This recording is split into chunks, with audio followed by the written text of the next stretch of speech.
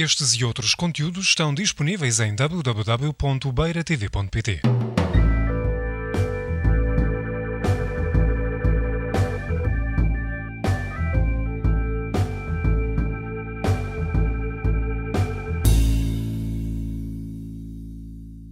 Eu vou falar sobre os primórdios da tipografia em Portugal, os factos e as personalidades. Esta apresentação sustenta-se na bibliografia existente sobre os primórdios da tipografia em Portugal, tendo como objetivo o estudo dos tipógrafos pioneiros que se destacaram no início da época de 500 e que marcaram a história das artes gráficas. Portugal vivenciou o Renascimento à luz de uma perspectiva dual, onde o interesse e a ambição traçaram uma rota à conquista de novos mundos e novas culturas, sob regência de D. João II, mas também outras culturas empreenderam o percurso inverso até ao território nacional.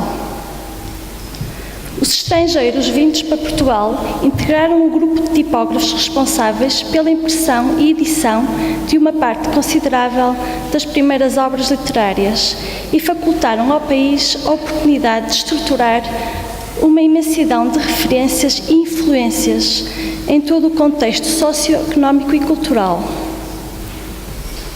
Nas obras A Imprensa de Portugal durante o século XVI, de Tito de Noronha, e Documentos para a História da Tipografia Portuguesa, de Venâncio de Deslandes, seguindo uma perspectiva cronológica, foram identificados os tipógrafos e o período de tempo correspondente à sua atividade profissional. A partir da seleção e cruzamento dos dados, elaboramos uma tabela que permite aferir e refletir a sua dinâmica, que apresenta uma maior produtividade de impressão. Portanto, existe mais tipógrafos que contribuíram na época de 500 para a produção nacional, apenas vamos falar dos tipógrafos que tiveram uma produção relevante.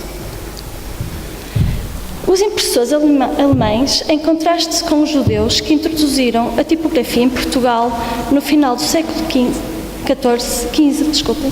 adaptaram-se plenamente à sociedade portuguesa, através de objetos e projetos na Casa Real, nas instituições religiosas e com particulares.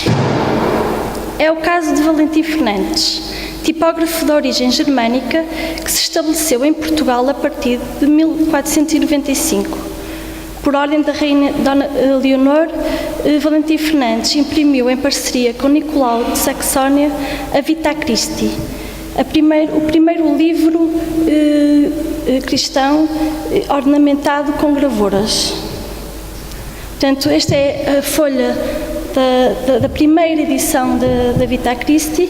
Podemos observar na parte superior as gravuras. Estas gravuras são consideradas as primeiras gravuras abertas em Portugal, com motivos portugueses. De um lado temos o escudo de armas reais e do outro lado o escudo da Rainha Dona Leonor. Da parte de baixo podemos observar a letra A, que faz parte de um alfabeto caligráfico. Segundo o historiador Mário Roque, estas capitulares utilizadas nas obras de Valentim Fernandes pertenciam ao alfabeto caligráfico, parte integrante do material tipográfico com que o impressor se fizera acompanhar na sua vinda para Lisboa.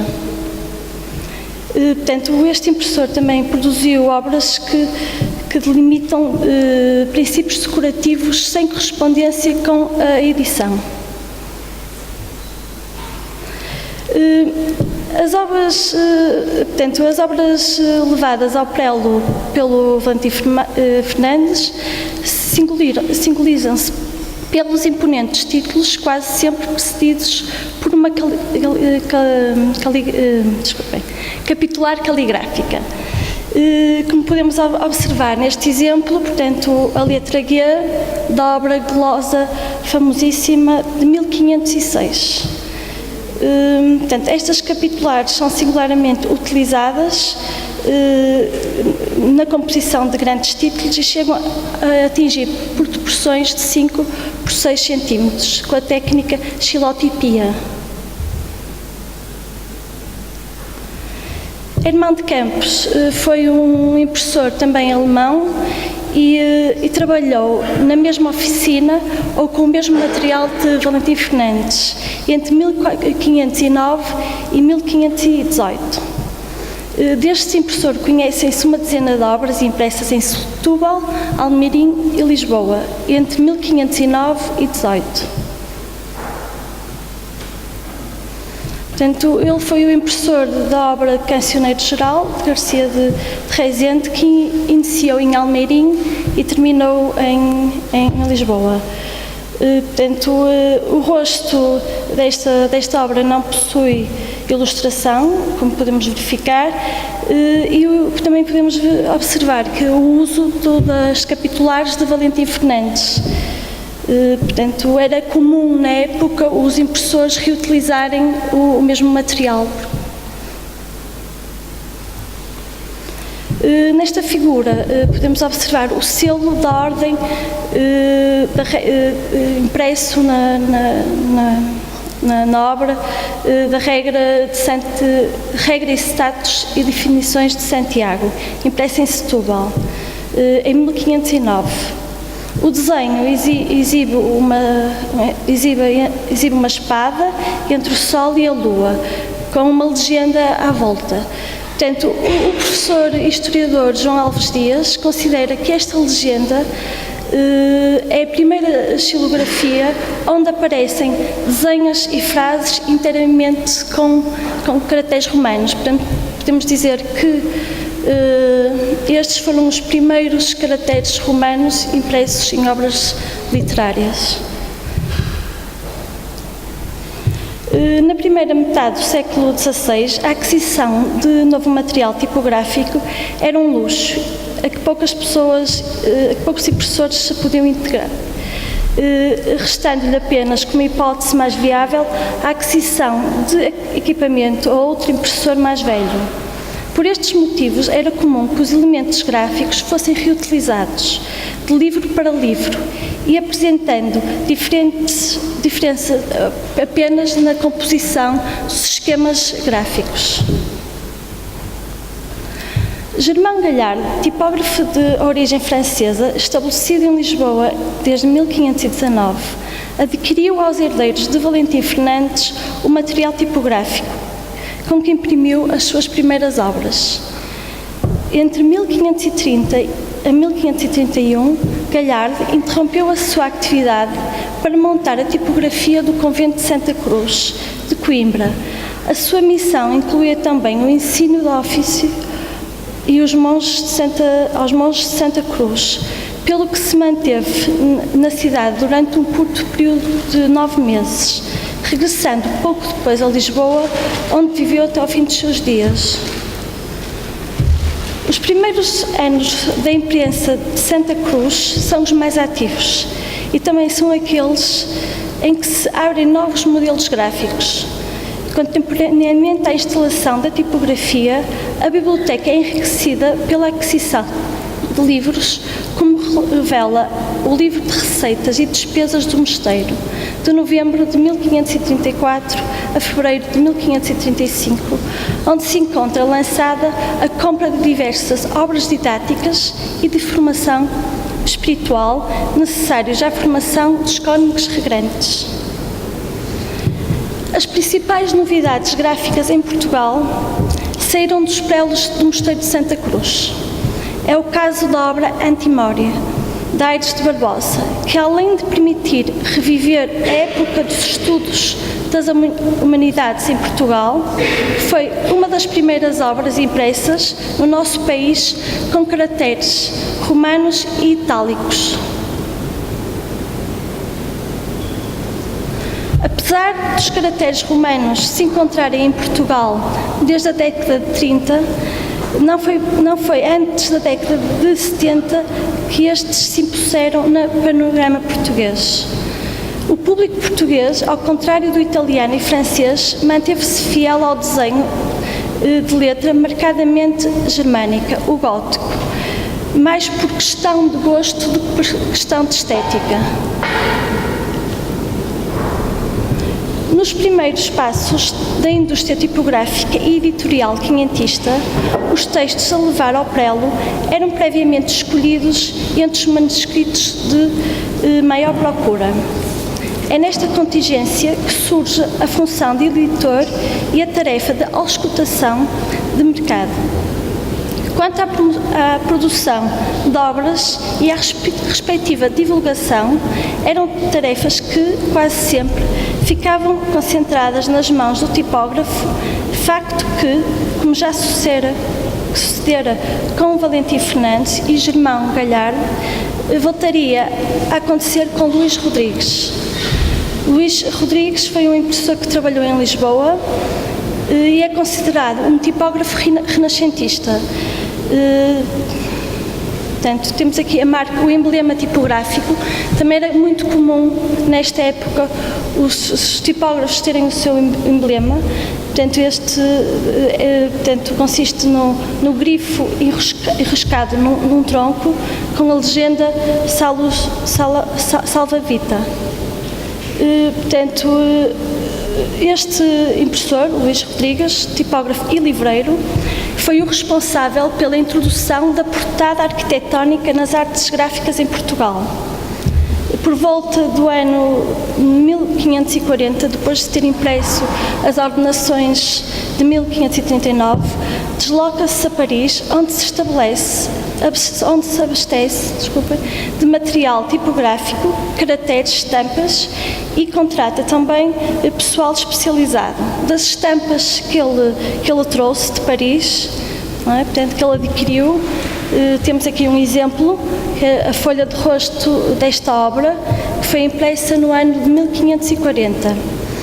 Portanto, o título desta obra encontra-se emoldurado por uma portada ladeada por duas estátuas masculinas, denominadas Atlantas, que figuram como colunas e que suportam a parte superior da construção, onde se localizam outras estátuas, simetricamente, enquanto seguram uma cortina que se abre à semelhança do cenário.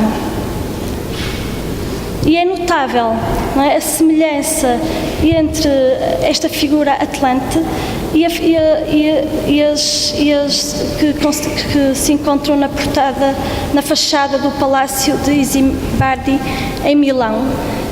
Portanto, uma portada arquitetónica. Esta matriz logrou entre nós grande sucesso e ilustrou o rosto de pelo menos uma dúzia de livros portugueses quinhentistas. Portanto, aqui existe uma comparação entre a portada arquitetónica dos edifícios com a portada das folhas de rosto das obras. Portanto, como é sabido, nesta época o livro não tinha a capa, não é? Portanto, era encadenado em pele e o que substituía a capa era a folha de rosto.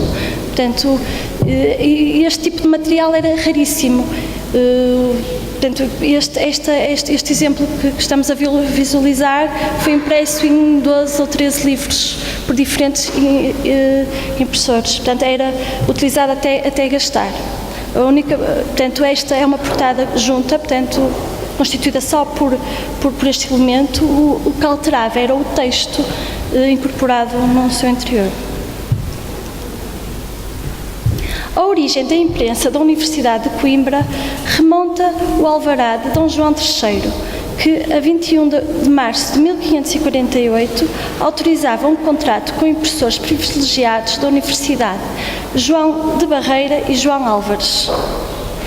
Portanto,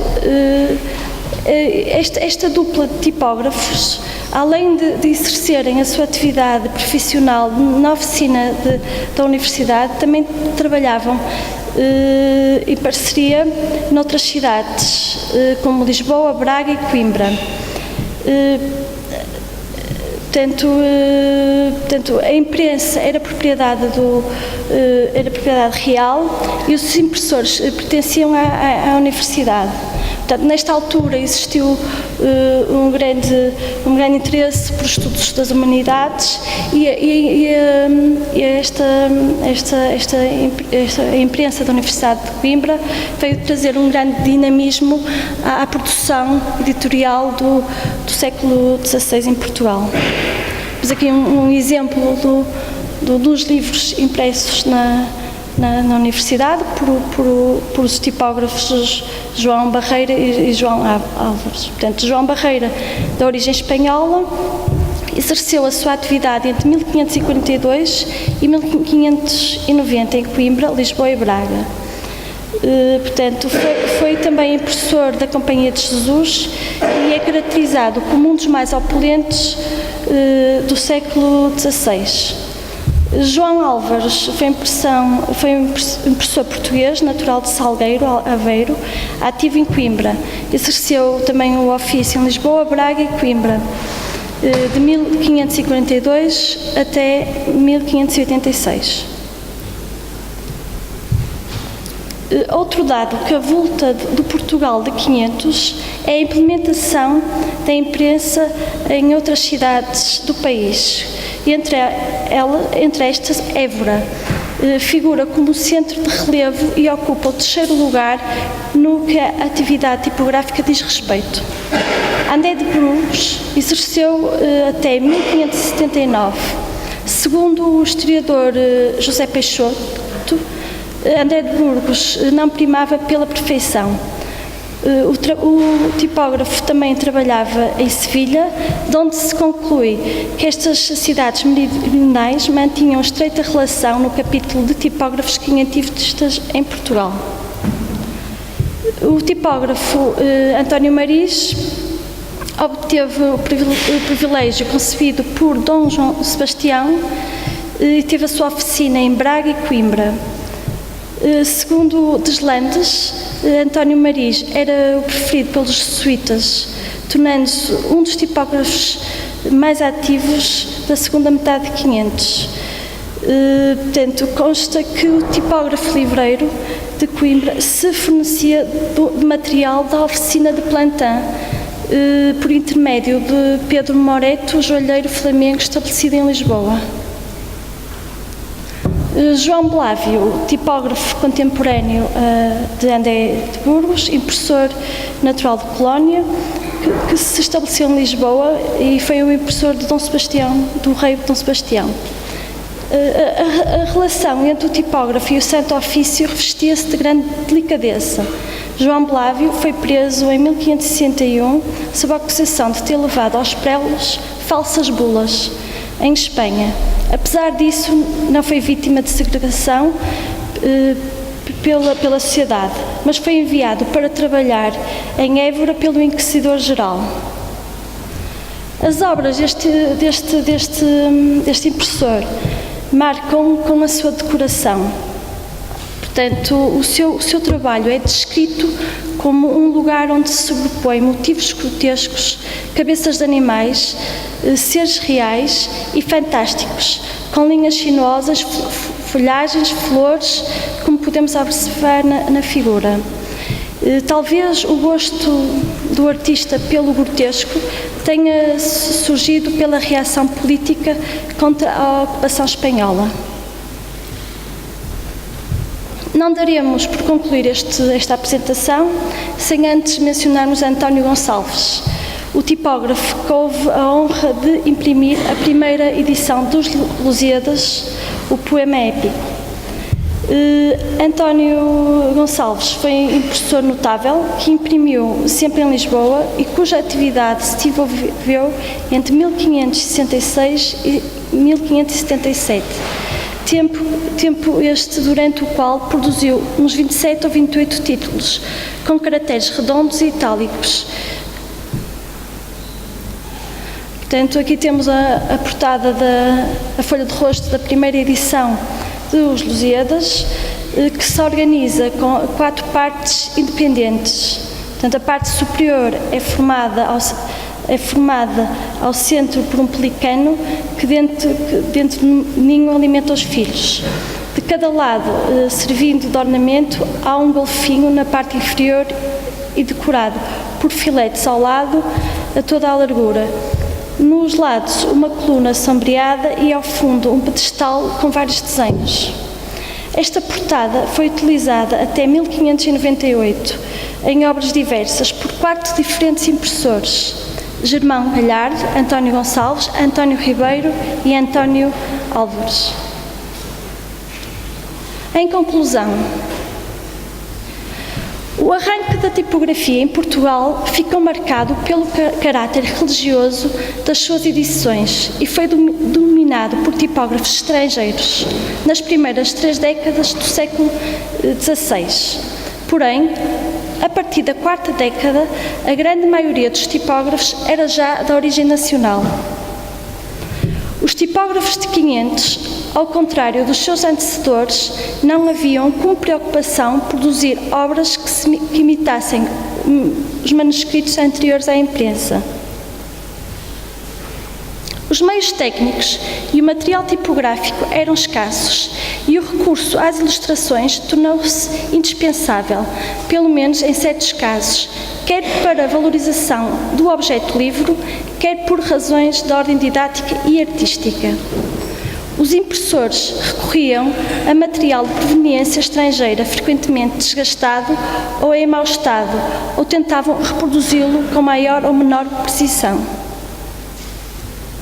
O Mosteiro dos Cónigos Regrantes de Santa Cruz, em Coimbra, foi o berço das maiores novidades tipográficas nascidas em Portugal na época de 500, associadas com a publicação de obras poéticas de humanistas nacionais.